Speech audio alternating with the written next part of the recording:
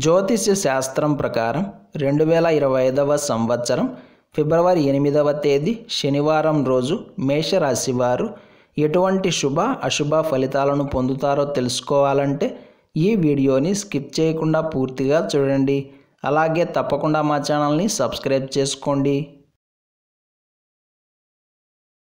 ఈ ఫిబ్రవరి 8వ తేదీ శనివారం రోజు మేషరాశి వారికి కాలం కొంచెం మారింది. గ్రహగతుల్లో వచ్చిన మార్పుల కారణంగా కాలంలో కూడా మంచి మార్పులు చోటు చేసుకున్నాయి. ఈ సందర్భంగా ఈ రాశి వారికి ఆలోచన శక్తి పెరుగుతుంది, అవగాహన నైపుణ్యం పెరుగుతుంది. ఏ పని చేసినా బాగా ఆలోచించి బాగా అబ్జర్వ్ చేసి ఆ తర్వాత చేస్తారు. పట్టిందల్లా బంగారమే అన్న విధంగా ముందుకు వెళతారు. ఎక్కడా కూడా అధైర్యపడడం కానీ భయపడడం కానీ ఉండవు. చక్కటి తెలివితేటలతో నైపుణ్యంతో ముందడుగు వేస్తారు. గత 2-3 రోజులుగా మీకు కాస్త ఆర్థికపరమైన ఇబ్బందులు ఉండవచ్చు. అయితే అవి ఇప్పుడు తొలగిపోతాయి. ఊరట కలిగించే పరిణామాలు చోటు చేసుకుంటాయి. ఈ రోజంతా ఆర్థికపరమైన అంశాల్లో శుభప్రదంగా సాగుతుంది. అందుకే డబ్బుకు సంబంధించి, లావాదేవీలకు సంబంధించి, పెట్టుబడులకు సంబంధించి, అప్పులకు సంబంధించి కీలకమైన వ్యవహారాలు ఏవైనా ఉంటే వాటిని ముందుకు తీసుకెళ్లడం మంచిది. నిరుద్యోగులకు చక్కటి గుడ్ టైం నడుస్తోంది అనే చెప్పాలి. ఈ ఇంటర్వ్యూలకు వెళ్ళడానికి, జాబ్ సర్చ్లను కొనసాగించడానికి, చర్చలకు, సమావేశాలకు, పంచాయతీలకు, భూములకు సంబంధించిన లావాదేవీలకు ఇలా అన్నింటికీ కాలం అనుకూలంగా ఉంది. ఒక్క ముక్కలో చెప్పాలంటే ఈరోజు మీరు చేసే పనులు ఏవైనా సరే, అంటే పెట్టుబడులు కావచ్చు, శుభకార్య ప్రయత్నాలు కావచ్చు, ఉద్యోగ ప్రయత్నాలు కావచ్చు, కాంట్రాక్ట్ వ్యవహారాలు కావచ్చు, ఇలా ప్రతి ఒక్కటి మీకు అనుకూలంగా ఉంటుంది. విద్యార్థులకు కూడా ఈ రోజంతా చాలా బాగుంటుంది. ఈ శనివారం మేషరాశి వారు నీలం రంగు దుస్తులను ధరించకండి.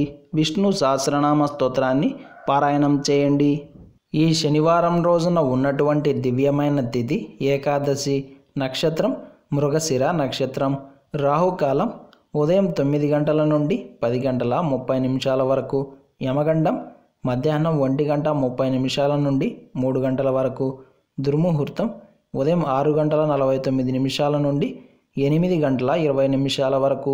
శుభ సమయాలు ఉదయం 11 గంటల నుండి 12 గంటల వరకు. వర్జం రాత్రి 2 గంటల 28 నిమిషాల నుండి 4 గంటల 3 నిమిషాల వరకు. ఈ రోజు యొక్క తిథి, వార, నక్షత్రాలను అనుసరించి రోజువారీ సాధారణ కార్యక్రమాలకు మాత్రమే కాలం అనుకూలంగా ఉంది. ఈ రోజంతా సవ్యంగా విజయవంతంగా సాగడానికి ఆలయంలో కానీ లేదా ఇంటి పూజ గదిలో కానీ మీ ఇష్ట దైవానికి లడ్డూను నైవేద్యంగా సమర్పించి ఆ తరువాత దినచర్యను ప్రారంభం చేస్తే అంతా శుభమే కలుగుతుంది. ఈ రోజు నిజంగా చాలా విశేషమైన రోజు. అందులోనూ మాఘమాసం శుక్లపక్షంలో ఏకాదశి వచ్చింది. పుణ్యాన్ని మూటగట్టుకునే ఇలాంటి రోజు ఈ మాసంలో రావడం ఖచ్చితంగా శుభప్రదమే అవుతుంది.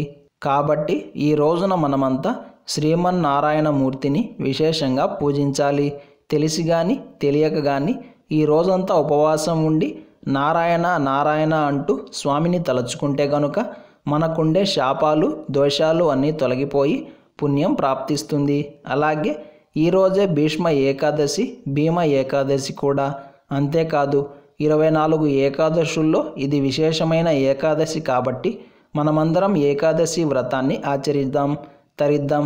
అదేవిధంగా ఈరోజు మృగశిర నక్షత్రం వచ్చింది కాబట్టి ఆంజనేయ స్వామివారిని సింధూరంతో అర్చించి పూజిస్తే తీవ్రమైన కష్టాల నుండి బయటపడడానికి కావాల్సిన మార్గాలు లభిస్తాయి. ఈరోజు మనమంతా ఓం వృషభధ్వజాయ నమః అనే మంత్రాన్ని జపిస్తూ ఉండాలి. ఈరోజు సాయంత్రం శని దోషాలు పోవడానికి విష్ణుమూర్తి ఆలయంలో నువ్వుల నూనెతో దీపం వెలిగించండి. అలాగే అవమానాలు, అపవాదాలు దూరమయ్యేందుకు శివుడికి పాలాభిషేకం చేయండి. ఇలాంటి సమాచారం ప్రతిరోజు మీకు వీడియో రూపంలో అందాలంటే వెంటనే మా ఛానల్ని సబ్స్క్రైబ్ చేయండి.